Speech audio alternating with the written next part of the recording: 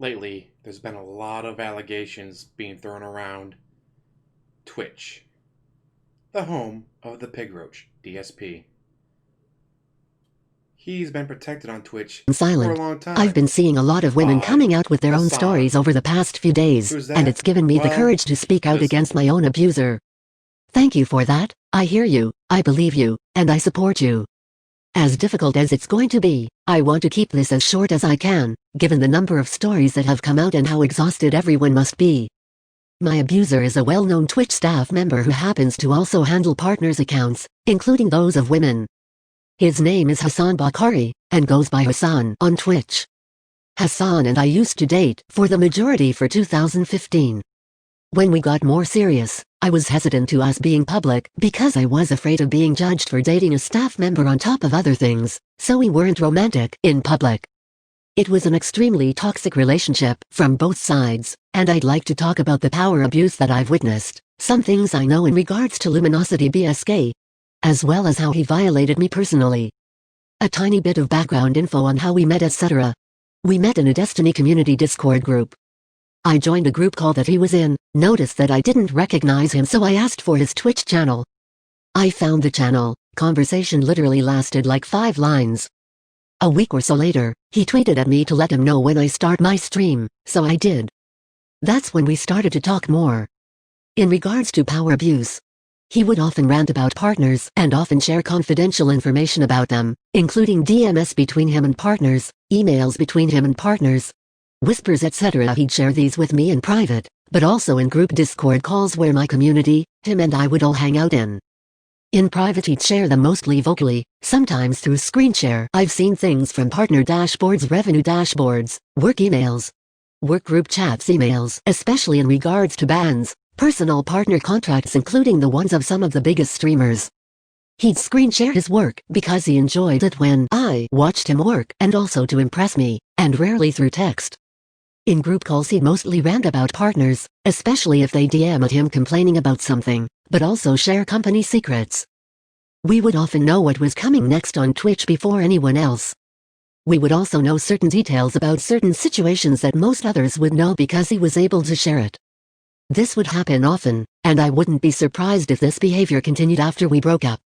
He abused his position a lot. I'm a prime example of that, unfortunately, so I'm going to use myself just to name a few. The same day that I linked in my stream, after talking a few words of casual conversation, he messages me midstream and asks me if I'd like to change my name from VO72 to Trust Cake to better fit my branding.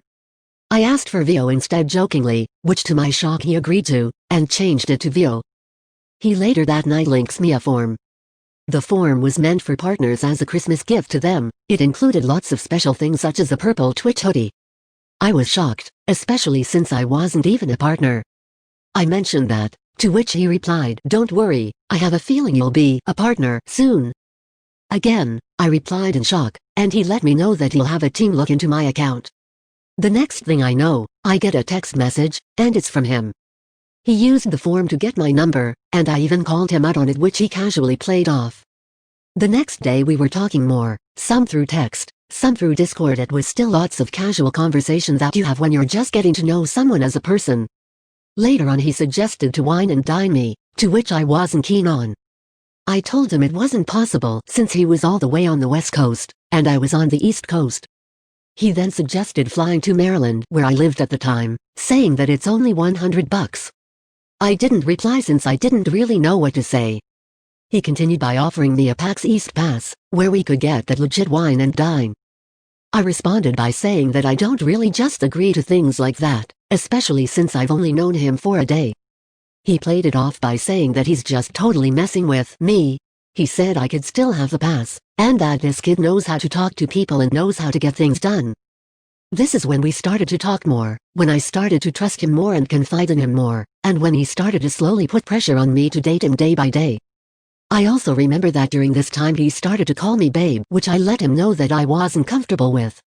His response was that he called most of his female friends babe. I eventually got used to it.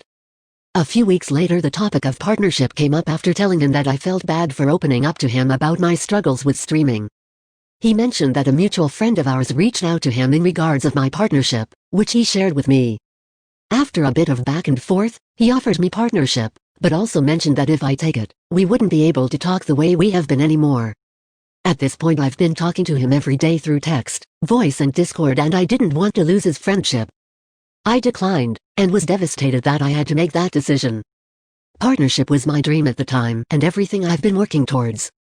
He then noticed that I was devastated, and picked the topic back up. I let him know that I won't be applying anyway. I was also being viewbotted at this time and knew that applying was pretty much pointless anyway, which he wasn't okay with.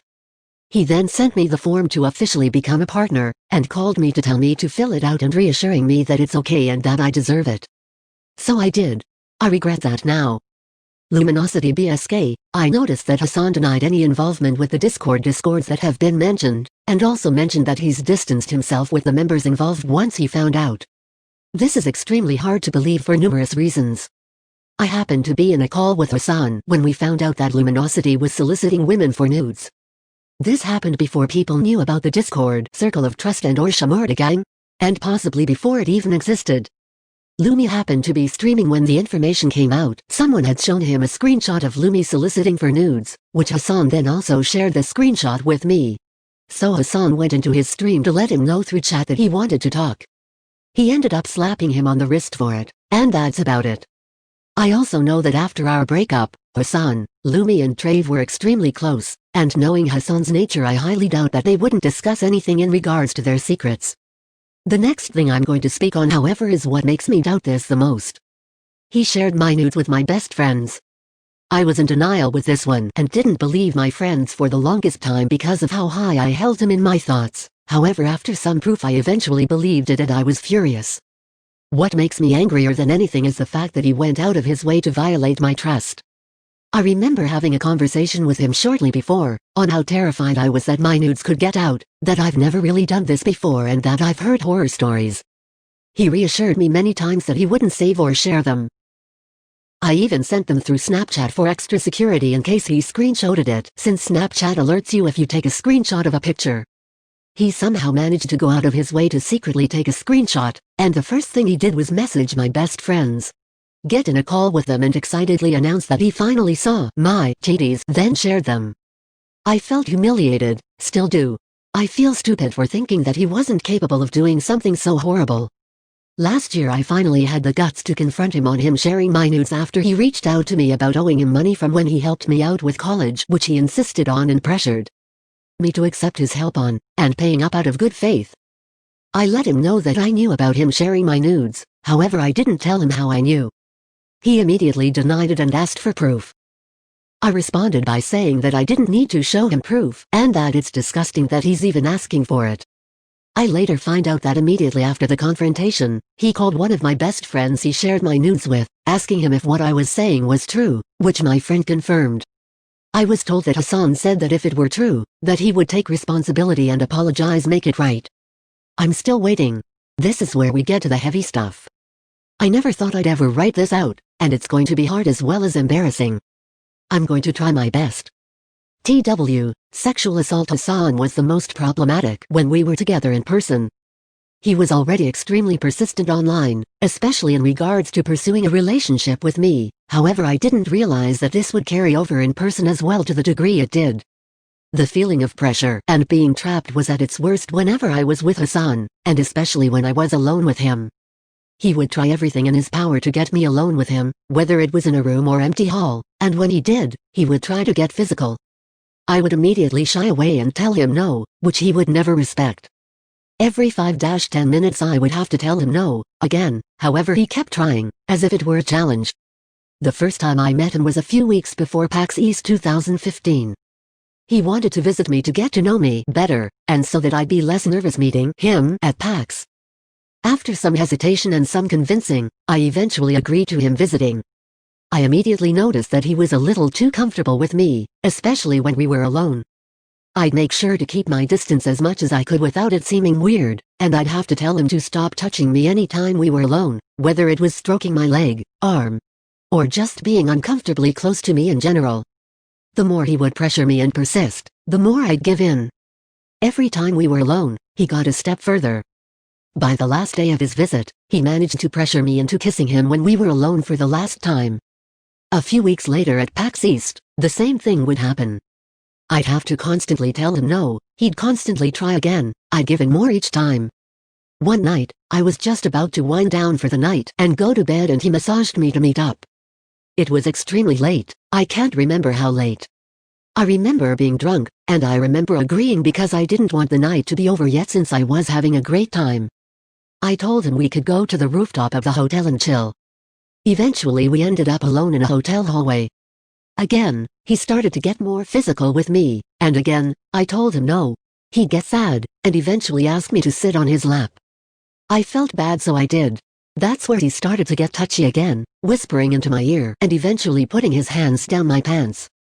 On the inside I was panicking and I didn't know what to do. After a few seconds I rejected him again and said no, and got off him. We then made our way to the staircase, where we sat down, and that's where the pressuring started again. I'd say no, he'd try again, eventually I'd give in. He once again put his hands down my pants, and this time he went even further as to actually touch me. Again, I didn't know what to do. I didn't want him to be upset or feel rejected, I felt bad enough already. I just let him touch me for a couple of seconds before I took his hand away again. This pattern of pressure and persistency is basically how all of our in-person interactions went. Each time he'd push my boundaries, seeing if he could get away with it. Each time I'd eventually give in, a little more each time. Eventually he managed to pressure me into oral sex. By PAX West 2015, he managed to pressure me into sex. I said no more times than I can count, but each time Hassan took no as convince me. The only time he actually stopped trying to seduce me was when he was pressuring me again and I ended up having a full-blown panic attack once because of it. Part of me still feels like I deserved it. I've made mistakes of my own that I haven't forgiven myself for yet. The most fucked up part is that I convinced myself that I actually did want it in the end. Since I gave in eventually, to me that meant that I must have wanted it. I'd even text him about how much I'd enjoy it, that I looked forward to kissing him or being held by him etc. However in person I always naturally kept my distance and could never figure out why. I felt no physical attraction towards him. For some reason that didn't feel like a problem to me. Now I realize it's because I never wanted it to begin with. I was preyed on, manipulated, gaslighted, violated, and sexually assaulted. With everything that's happened and all these incredible women coming out, knowing that someone like Hassan is in the position he is, I couldn't stay silent anymore. I understand that he's done a lot for partners and Twitch, and that he's especially done a lot for me, but I didn't deserve this treatment. Thank you guys for giving me the courage to speak out, and most of all thank you for reading listening. Pretty messed up if you ask me. But, will he actually get in trouble? Who knows, there's only one AQ. Oh, wait a minute, here's someone else coming out saying, yeah, he did this exact same thing to me. Threw me off and I was scared to directly turn him down because I legit thought I want to get partnered. Pretty much, have sex with me or you don't get partnered. Highly illegal. If you put a gun to someone's head and then they have sex with you, it's not sex. If you say, hey, I will ruin your life and keep you from making money unless you have sex with me, it's not sex. Ooh. Found out you were the actually would talk shit about, pissed me off. Like, holy shit. So it's not just one person. There's multiple people out there that have already come out. Who knows how many more. A, does he actually get in trouble for this? We've seen the lengths that Twitch will go to protect people. B, if he does get fired, what happens to DSP? The main reason DSP has never gotten in trouble on Twitch is because he's been protected. If the person who protects him gets shit canned because he's a monster, does the new person come in and go, every day I get 20 plus reports about DSP being a toxic POS, but I'm going to protect him? Or do they go, God damn it, every single day except for his day off, I get multiple reports. It's flooding my inbox. I can't do my job because I get so many reports about this guy. What? I'm done. I'm banning his ass. I guess with that, we'll just have to wait and see. Fucking bullshit. That women have to go through this kind of shit. And I've actually watched a couple of videos and things. She actually plays video games. She's not like Pokimane or Amaranth or Alinity that's just like, Like my boobies, look at my boobies, flash my vagina, look at my boobies. She actually plays video games. And this is the kind of shit she has to go through. Well, hopefully she gets justice. And when that happens, who knows? It could be the end of the pig roach. Imagine that. He will survive his handler. He will outlive the handler, just like he outlived Machinima and Curse and Mixer. But he may not be able to outlive the next person that comes in and says, you know what? I just don't want to deal with this bullshit every single fucking day. Because with that, guys, I'm going to call it a day. Thank you for watching. As always, like, subscribe, comment down below, and have a wonderful day.